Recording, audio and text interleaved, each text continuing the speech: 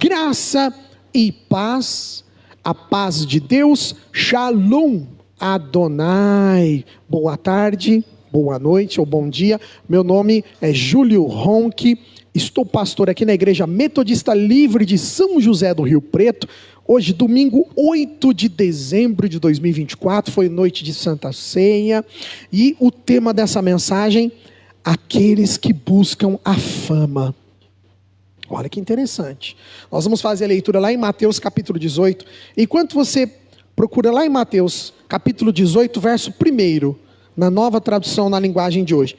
Enquanto você vai procurando, aproveite e inscreva-se no nosso canal, @Imel Rio Preto. Nós estamos no X, no Instagram, no Facebook, no YouTube, nas principais redes sociais. Segue-nos lá, aproveita, compartilha as nossas redes, para a gente conseguir alcançar mais e mais vidas através das redes sociais. E hoje nós vamos falar sobre isso, hein?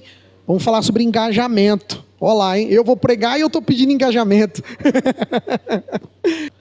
Mateus 18, verso 1. Naquele momento os discípulos chegaram perto de Jesus e perguntaram: quem é o mais importante no reino do céu? Quem tiver Almeida Corrigida Fiel. Naquela mesma hora chegaram os discípulos ao pé de Jesus dizendo: quem é o maior no reino dos céus? Vamos parar por aí. Pastor, mas só um versículo porque o Econômico Rafa, na abertura, ele já leu o capítulo 18, outros textos, então Rafa já deu uma amplitude para a gente, mas vamos fazer uma pequena análise teológica, só para a gente poder entender um pouquinho. O primeiro teólogo que a gente vai ler é o Adam Clarke, que é um teólogo metodista. Ele explica que muito provavelmente, ainda estavam ali em Cafarnaum, Jesus tinha acabado de libertar um jovem da opressão do mal, e quando eles foram entrar no templo daquela cidade, como de costume os judeus, eles tinham que pagar um tributo que chamava shekel. Lembra? Eu já preguei, eu já falei sobre o shekel várias vezes, que geralmente era pago com uma moedinha de didracma, e que pese esse tributo, ele era autorizado, né? Na própria palavra de Deus, está lá em Êxodo capítulo 30, do verso 11 e 16, mas esse tributo ele não era obrigatório, ele era facultativo. Né? Esse shekel que a pessoa tinha que pagar, ele era facultativo, voluntário. E é interessante que o Adam Clarke, esse teólogo metodista, que a gente já estudou ele domingo passado, ele explica que os discípulos eles tinham uma expectativa muito grande sobre Jesus, do fato dele reivindicar politicamente Israel. Está entendendo? Os próprios discípulos, preste atenção, vamos entender comigo a complexidade disso. Os próprios discípulos, não é só apenas o povo judeu, mas os discípulos em si, eles estavam convencidos de que Jesus traria uma libertação física de toda a opressão que Israel estava sofrendo. Vamos lembrar, irmão, vamos fazer um parênteses.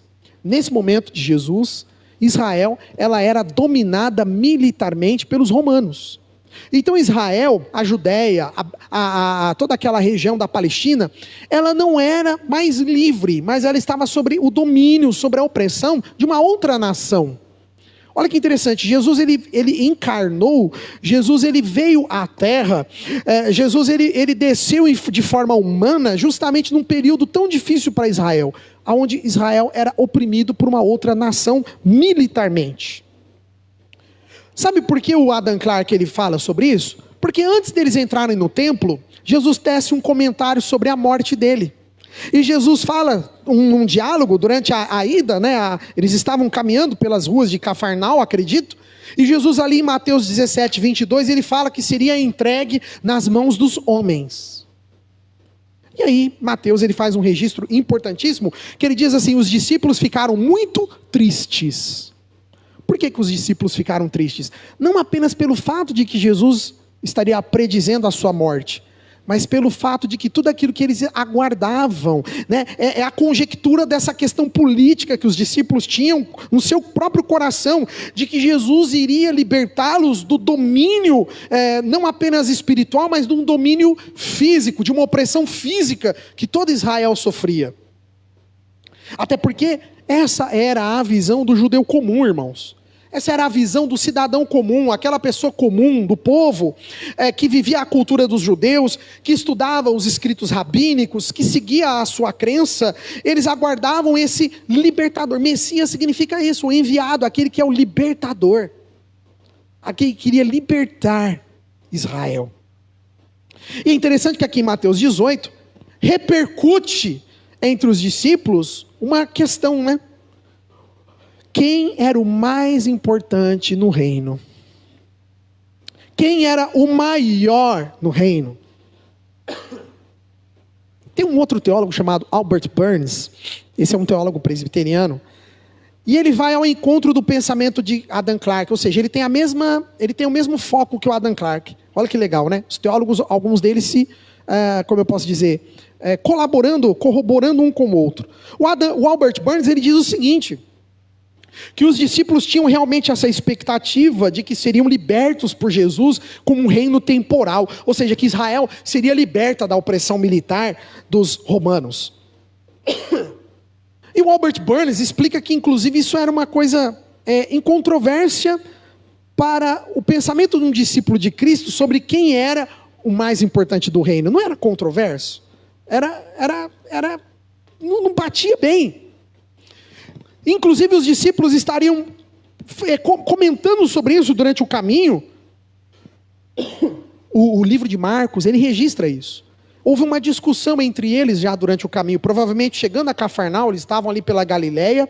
E antes de chegar na cidade, já estava um borbúrio entre os próprios discípulos. Quem que é o mais importante? Quem que vem primeiro no reino? Olha que legal que Marcos registrou, está no capítulo 9, verso 34. E olha que fato notório, né? Jesus, a sabedoria dele e também o conhecimento divino dele. Jesus, ele sentiu que tinha um burbúrio entre eles, uma discussãozinha na galera, sabe? Estava indo todo mundo viajando a pé. E papapi, papapá, e de repente tem um desentendimento lá. E fica aquele silêncio. Porque Jesus, ele conhece o coração humano, irmãos. Ele sabia o que estava no coração daqueles discípulos. E Mateus registra para nós que quando eles chegaram naquele local, aquela discussão que estava no caminho lá na Galileia para chegar em Cafarnaum, como ninguém soube responder, o que eles fizeram? Lançaram para Jesus, falaram assim, vamos deixar Jesus responder para a gente, vamos deixar o mestre decidir para nós, vamos lançar na verdade essa dúvida para que ele opine claramente. Ou seja, eles estavam achando que Jesus ia citar um discípulo, né? Quem sabe Pedro? Quem sabe Tiago? Quem sabe João? Quem sabe André? Eles achavam que Jesus ia responder algum nome. Mas Jesus, ele faz uma grande lição sobre humildade, mordomia e serviço. Olha que interessante. Jesus ensina aqui em Mateus 18. Humildade, a simplicidade, a mordomia e o servir.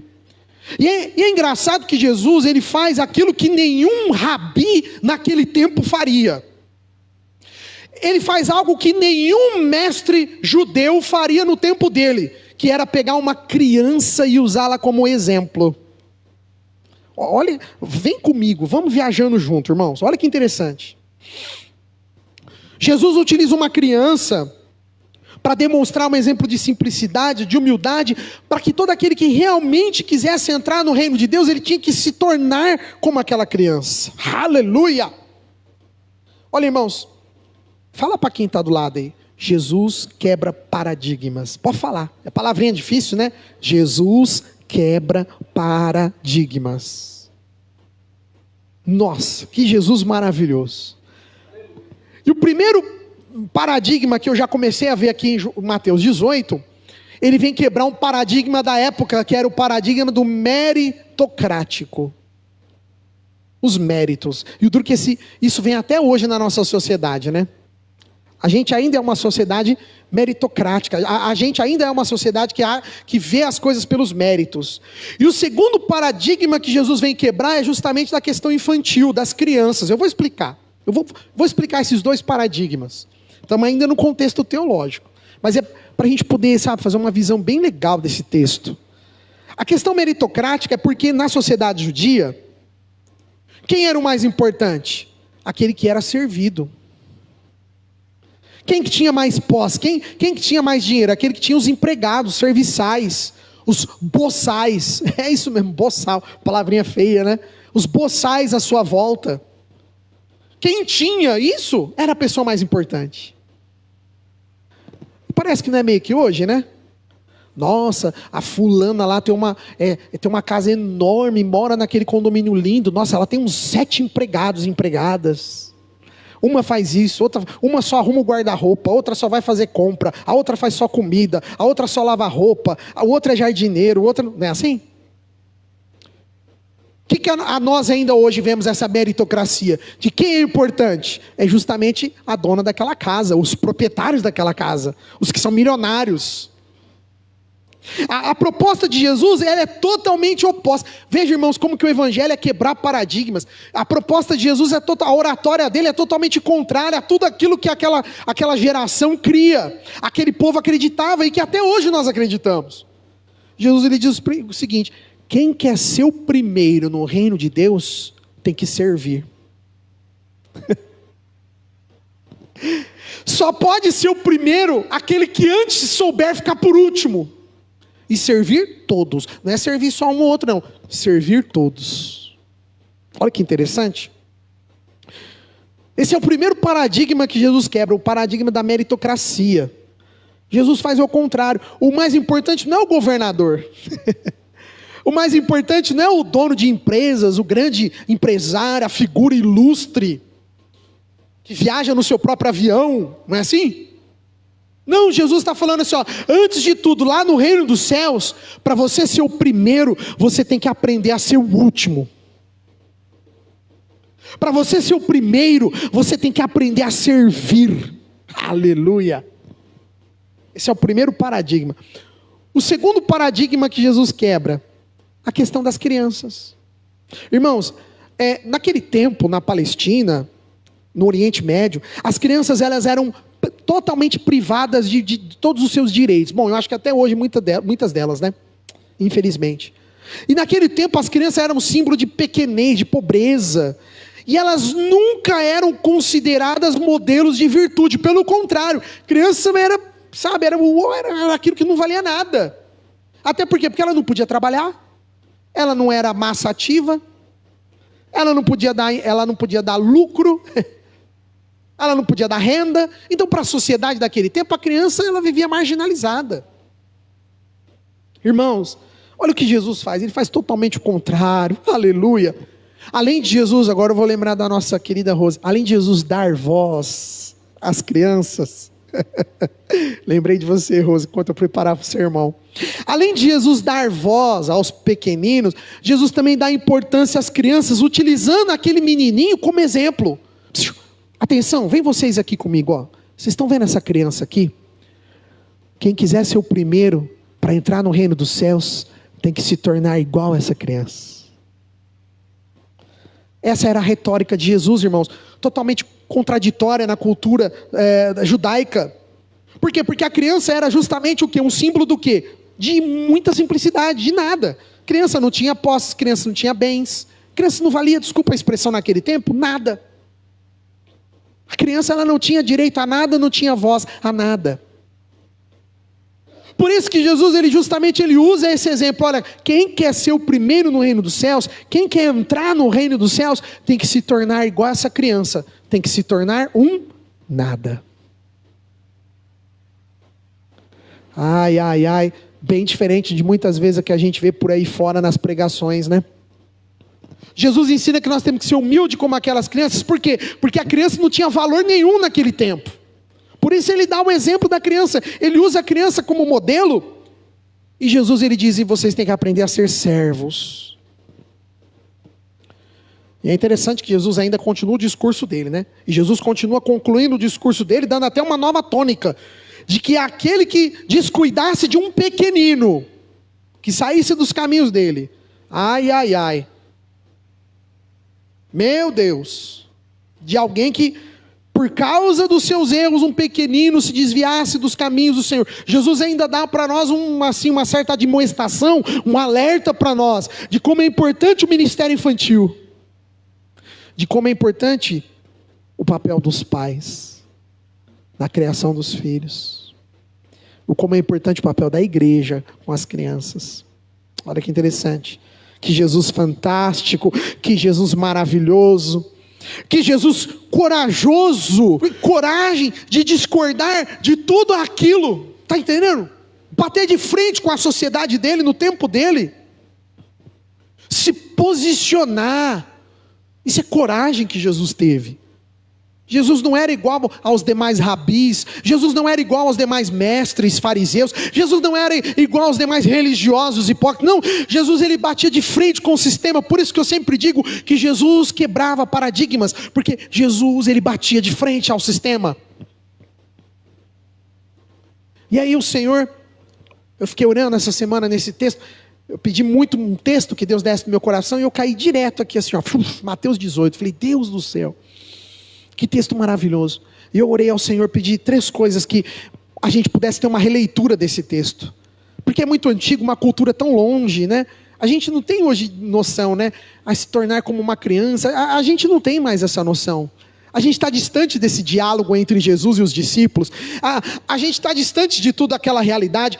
Mas ainda assim eu busquei do Senhor para a gente contextualizar. Vamos lá, contexto teológico. Vamos trazer para os nossos dias 3 coisas que aqui em Mateus 18 nós podemos aprender. Primeiro, pergunta para quem está do lado: qual é o evangelho que você busca? Qual é o evangelho que você busca, meu irmão, minha irmã? O que você busca desse evangelho, meu irmão, minha irmã? O segundo ponto que nós vamos falar, que eu até já dei meio que um spoiler no início, né? Vivemos em tempos de views, tempos de likes, tempos de engajamento. Nós vamos discutir um pouquinho sobre isso. E terceiro ponto que nós vamos falar nessa noite: humildade e serviço. Vai doer, mas vai valer a pena. Oh, se vai. Aleluia. Primeiro ponto: o que você busca no evangelho? Algo imprescindível para nós hoje em dia é nós nos perguntarmos, a gente refletir, qual tem sido a nossa busca espiritual? O que de verdade tem nos levado à busca pela religião, à busca da espiritualidade? O que tem nos levado? Será que todas as pessoas que buscam Jesus, que buscam Deus, que buscam uma igreja evangélica, que buscam participar de um culto, será que todos esses, nesse momento, eles estão realmente procurando o perdão de verdade?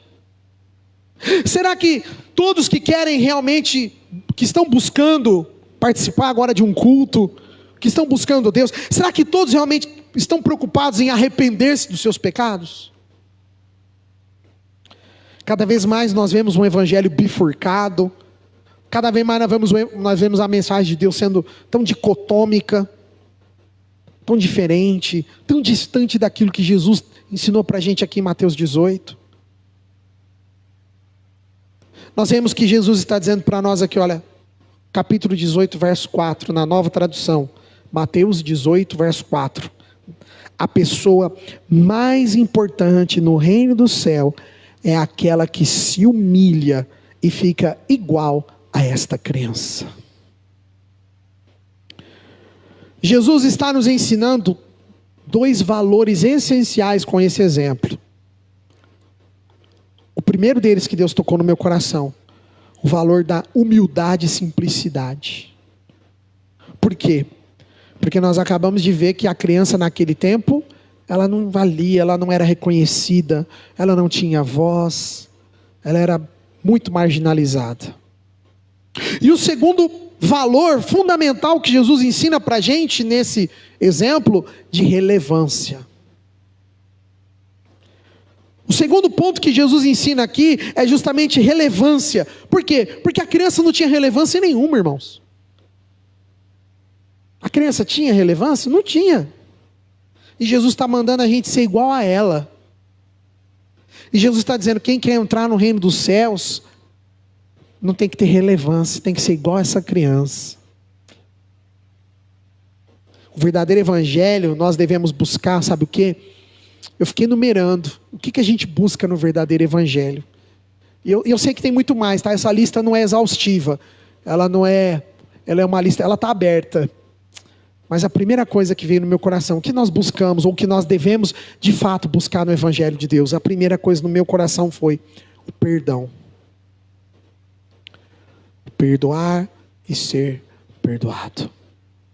A segunda coisa que eu fiquei essa semana orando, Deus, buscar a salvação. O que adianta eu perdoar e no final eu não ser salvo? Eu também tenho que buscar ser salvo, irmãos. A salvação é uma questão de fé. Ela é uma questão de crer. E mais 4 coisas Deus falou no meu coração. Eu sei que tem mais. Depois a gente pode até colocar no grupo da igreja durante essa semana, lá no WhatsApp. Você pode colocar mais coisas. A terceira que Deus tocou no meu coração, nós devemos de verdade buscar redenção. Render-se a Ele. A quarta coisa que nós devemos buscar de verdade no Evangelho, quando nós viemos ao culto, quando nós vamos comungar, nós devemos buscar purificação. Temos visto que o Evangelho ele banalizou tanto a santidade. A purificação. E o último ponto, buscar a justificação. É justificado pela fé, irmãos. Não tem explicação. Não é por mérito. Você está aqui por causa do sangue dele, aleluia. Você está aqui por causa do sangue dele, aleluia. Eu estou aqui por causa do sangue dele, aleluia. Não estou aqui pelos méritos, por ser uma pessoa boa, boazinha, por ser uma pessoa boa. Não, meu irmão, estamos aqui, a justificação é pelo sangue garantido naquela cruz do Calvário. Foi aquele sangue derramado na cruz. Então, o primeiro ponto. O que nós temos buscado no Evangelho? Cuidado, irmãos. Buscar melhorar de vida, alcançar as coisas. Eu acho que tudo isso é consequência, irmãos. O dia que nós buscarmos primeiro perdão, o dia que nós buscarmos primeiro salvação, o dia que nós buscarmos primeiro redenção, o dia que nós buscarmos primeiro santidade, purificação, você pode ter certeza que as demais coisas vos serão acrescentadas. Deus vai abrindo as portas, consequentemente, naturalmente as coisas vão acontecendo na vida do cristão. Primeiro ponto, o que nós temos buscado no Evangelho. O segundo ponto dessa noite, já estou encerrando. Vivemos em tempos de views, de likes. Vivemos um tempo da internet onde as pessoas procuram tantas visualizações, engajamentos, curtidas, likes, que são as métricas, né, relacionadas com as redes sociais, a vida das pessoas muito exposta, a vida de todos nós, de certa forma, expostas, né, de maneira pública, às vezes até exagerada, algumas até exageradas. E muitas vezes nós não estamos percebendo que nós mesmos estamos sendo conduzidos por esse sistema. Nós estamos fazendo parte dessa massa, desse sistema. E aí você vira e fala para mim, mas Júlio, o que tem a ver a mensagem dessa noite com isso? O que tem a ver uma coisa com a outra? Será que tem relação com a palavra dessa noite? Fala para quem está do lado. Tem sim. Cutuca ele aí, não deixa ela dormir não. Não deixa ele dormir não, cutuca aí. Irmãos, com toda certeza, eu digo que sim, porque nos tempos dos apóstolos, quando eles questionaram Jesus quem seria o primeiro no reino, significaria como se eles estivessem querendo saber qual que é a personalidade entre nós aqui, Jesus. Era como se hoje nós pudéssemos fazer uma releitura e dizer assim, ó, quem que é o influencer entre nós aqui? Quem que tem o maior número de seguidores? Quem que está em alta? Com fluxo de algoritmos ao seu favor? Os discípulos não tinham essas ferramentas que nós temos hoje. Mas o coração deles também era contaminado pelas coisas do mundo. Quando eles perguntam para Jesus, quem é o maior no reino? Quem vai... Irmãos, isso é buscar algo que não estava ao alcance deles. É interessante que a resposta de Jesus é dura, né? Jesus, ele vai na contramão de tudo. Jesus, ele faz uma... Ele vai na... E ele está dizendo lá, Marcos 9,35, na nova tradução, é muito parecido com o texto de Mateus. Marcos, capítulo 9, verso 35, na NTLH. Jesus sentou-se, chamou os 12 e lhes disse... Aqui Jesus tinha visto que estava tendo a briga lá no meio do caminho, né? Os discípulos estavam discutindo entre si. Aí Jesus, quando chega em Cafarnaum, vem cá, vamos sentar. Olha que interessante, está vendo? Jesus já está ensinando para nós liderança. A liderança nunca deve deixar questionamentos no ar. Se teve um probleminha, vem cá, vamos sentar, irmãos. Nós somos adultos, vamos conversar. E Jesus diz: se alguém quer ser o primeiro, deve ficar em último lugar e servir a todos. Jesus já põe um ponto final na conversa. Alguém estava com dúvida? Então é o seguinte: quem quer ser o primeiro no reino dos céus, tem que aprender a ser o último aqui na terra. E tem que aprender a servir todo mundo. Para você ser o primeiro lá no reino dos céus. Quem quer ser o primeiro, deve ser antes de tudo o último. Olha como que é antagônico, né? É contraposto, né? Antagônico. Quem quer ser o primeiro, deve antes de tudo servir. Eu acho que se Jesus estivesse aqui hoje encarnado... Eu fiz uma brincadeira durante essa semana. Eu até dei risada com isso aqui, né? É uma brincadeira, tá? Quem está assistindo aí, às vezes, depois faz um corte e fala que o pastor Júlio falou besteira. Mas eu acho que hoje Jesus iria dizer assim para nós: nem só de likes viverá o homem. Né? Jesus não falou nem só de pão viverá o homem, mas de toda a palavra que sai da boca de Deus.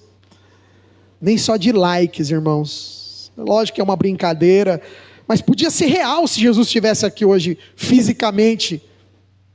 Poderia ser real se Jesus estivesse encarnado hoje entre nós, no meio dessa multidão de gente com celular. O cristão precisa estar, preste atenção, irmãos, o cristão ele precisa estar muito mais preocupado com o terceiro ponto, que vamos encerrar a palavra: humildade e serviço. Por último, mas não menos importante, a lição final e preponderante para nós. Jesus nos ensina, Mateus capítulo 20, verso 26. Se você tem ela aí, quer acompanhar comigo, Mateus capítulo 20, verso 26. Agora eu vou ler na Almeida Corrigida Fiel. Se você tem a CF aí, a tua tradução, Mateus 20, 26. Não será assim entre vós, mas todo aquele que quiser entre vós fazer-se grande, seja vosso serviçal. Interessante que aqui em Mateus 20, é uma outra passagem, não é a mesma, tá? É uma outra passagem que Jesus mais uma vez ensina humildade contra a meritocracia. Quebra esse paradigma da meritocracia. Aqui eles estavam chegando em Jerusalém, por isso que não é a mesma mensagem. Por quê? A Galiléia é mais ao norte, então Cafarnaum estava bem lá para cima. Aqui eles estão chegando próximo a Jerusalém, estão mais ao sul, a Judéia, Jerusalém. E aqui, do caminho, aproximou-se a mãe de Tiago e João. Se você depois quiser ler, está aí, ó, Mateus 20, volta um pouquinho, é nesse capítulo aí. Inclusive o John Gill, aquele teólogo batista, ele alega que ela seria chamada de Salomé, que é a mãe de Tiago e João. Salomé, ela era viúva. E o John Gill explica que muitas vezes ela acompanhava a comitiva com Jesus. Era uma das mulheres que seguiam Jesus. Lembra que eu disse que Jesus era um rabi totalmente diferente, onde o ministério feminino já começa com Jesus encarnado na terra. As mulheres seguindo um rabi. Naquele tempo não tinha isso, irmãos. Os rabis só podiam ter alunos homens. Rabi não podia ter uma aluna. Ele não podia ter seguidora. Ele só podia ter seguidor. Aqui Salomé chega ao lado de Jesus. Inclusive John Gill explica que talvez ela seria irmã de José. Ou seja, ela era tia de Jesus. Ela chega do lado de Jesus e pergunta pelos seus sobrinhos, pelos seus filhos. E ela diz assim: olha, Senhor, ela faz um questionamento para Jesus, um pedido muito incomum. Quando Salomé diz para Jesus: ai, deixa que os meus filhos se sentem à esquerda e à tua direita no trono, no reino dos céus. Ela pede isso para Jesus. Ela é um pedido totalmente incomum. O Joseph Benson, aquele teólogo metodista que a gente já falou um pouco sobre ele, o Joseph Benson, ele explica que aqui, nesse pedido de Salomé, a gente percebe um espírito de ambição. Interessante a visão de um teólogo metodista, né? O metodista, ele já vem com aquela questão da... o John Benson, ele já está dizendo que Salomé demonstra um espírito de ambição. Mas aqui Jesus usa um motivo muito mais complexo. A resposta de Jesus, ele não usa uma criança mais. Aqui ele usa um motivo muito mais complexo. Quando Salomé indaga Jesus, Jesus responde para ela e para os seus filhos. A retórica é quando alguém argumenta perguntando de volta, né? Ela perguntou: Senhor, que os meus filhos possam sentar à esquerda e um à direita do Senhor. Aí ele vira e pergunta para Salomé e para os filhos dela: podeis vós beber o cálice que eu hei de beber?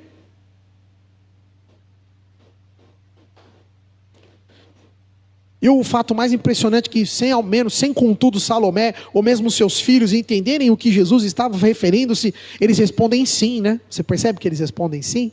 Eles falam: não podemos. Mas Jesus diz o quê? Olha, quem vai sentar à direita e à esquerda é só o Pai que sabe, nem eu sei. Jesus, ele sabia o coração dos discípulos. Quando Salomé faz essa pergunta, essa proposta indecorosa.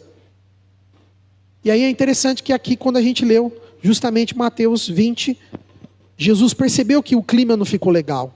Espera aí, a mãe dele está pedindo para ele sentar à esquerda e direita? Espera aí, não, como que é? Aí já ficou aquele clima de tensão na comitiva de Jesus. Jesus, para tudo, vamos sentar aqui.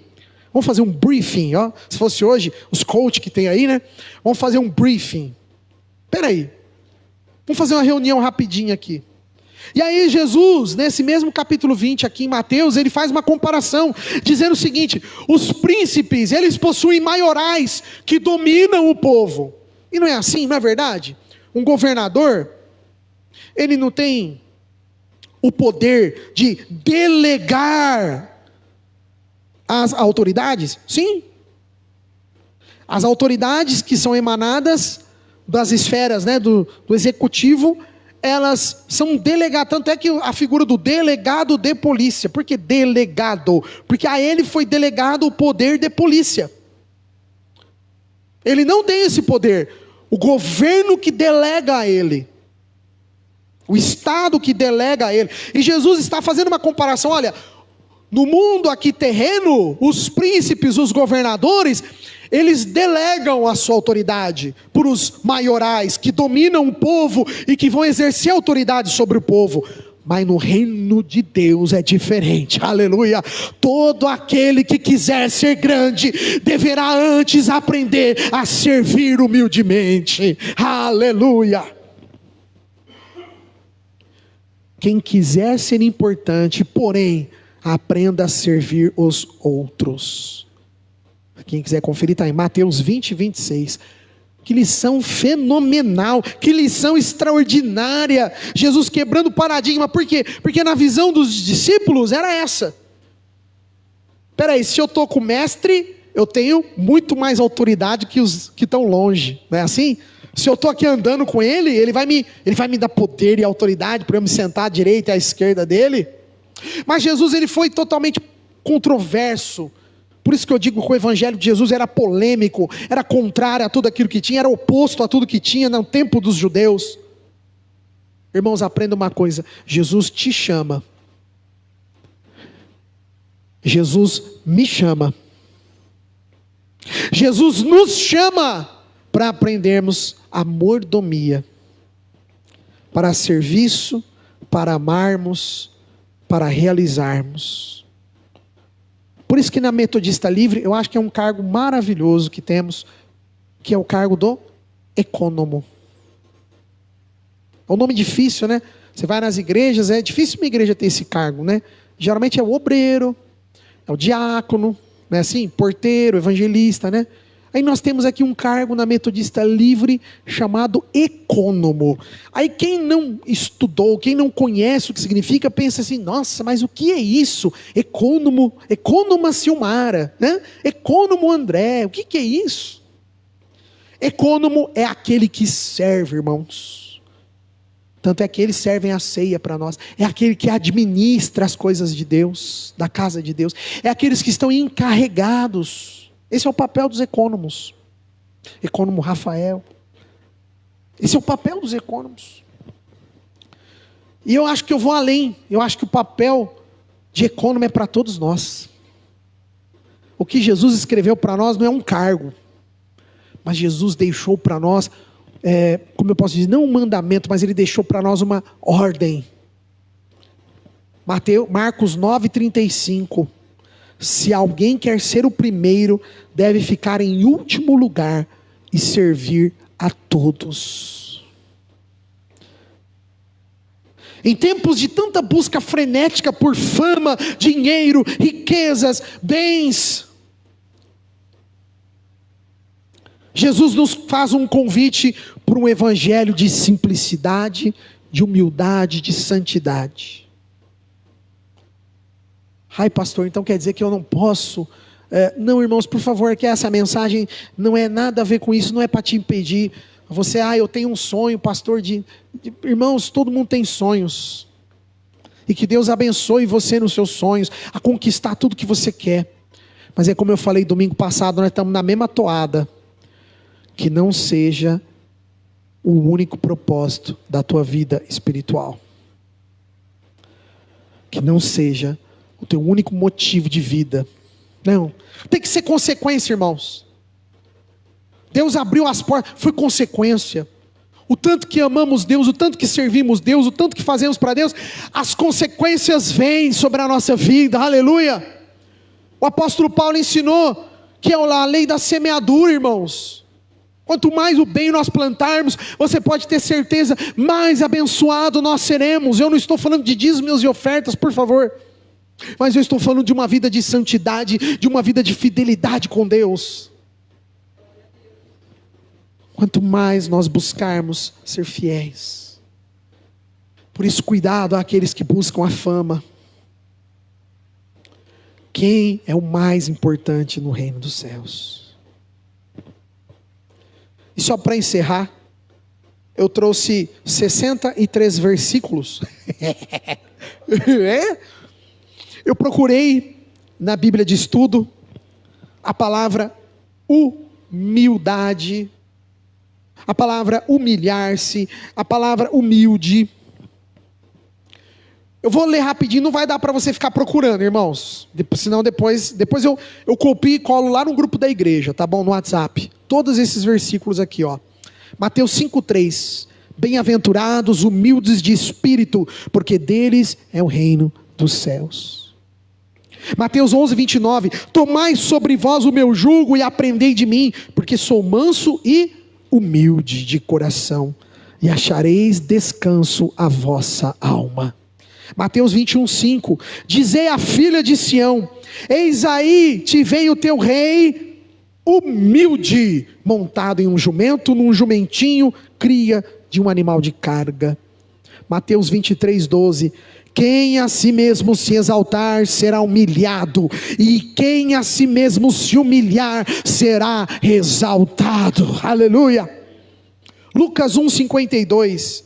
Derribou do seu trono os poderosos e exaltou os humildes. Olha a mensagem poderosa na oração da sua mãe. Lucas 18:14. Digo-vos que desceu justificado para a sua casa, e não aquele, porque todo o que se exalta será humilhado, mas o que se humilha será exaltado. Aqui Jesus está fazendo um exemplo entre o fariseu, que vai ao templo, e um publicano. Olha a comparação que Jesus está fazendo aqui, irmãos. É como se ele falasse hoje, entre um crente que vai na igreja, e uma pessoa que eu não vou falar a palavra, porque é muito forte para nós aí fora.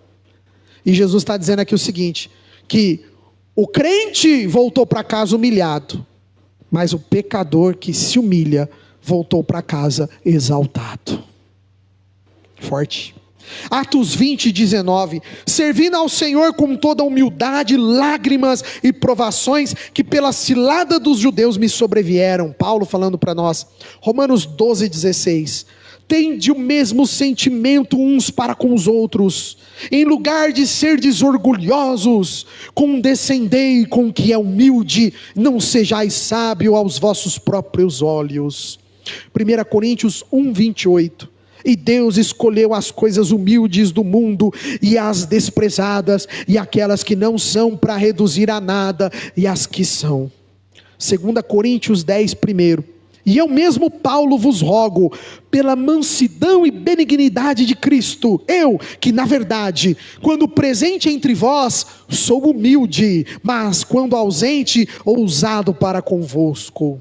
2 Coríntios 11, 7.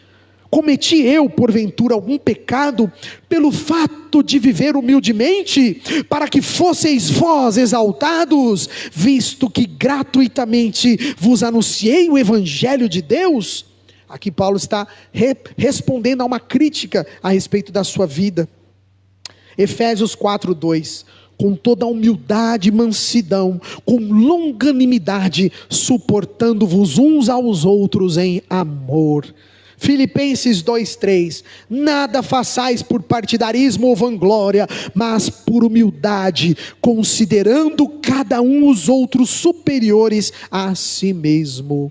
Filipenses 2:8, a si mesmo se humilhou, tornando-se obediente até a morte, e a morte de cruz.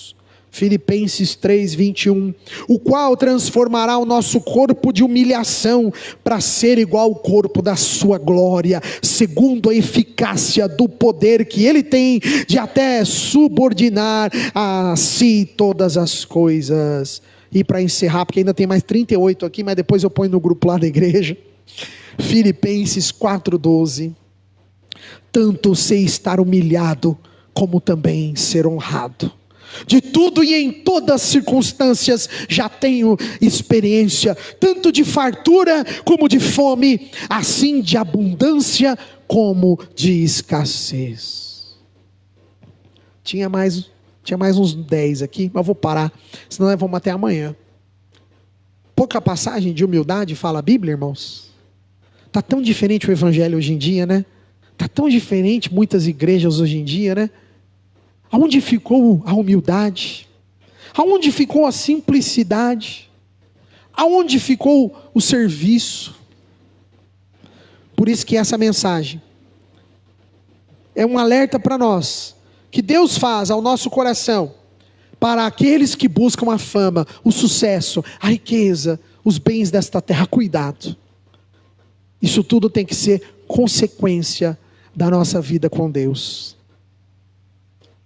Tem que vir naturalmente na nossa vida. Evangelho é humildade. Obrigado você que ouviu e assistiu até agora.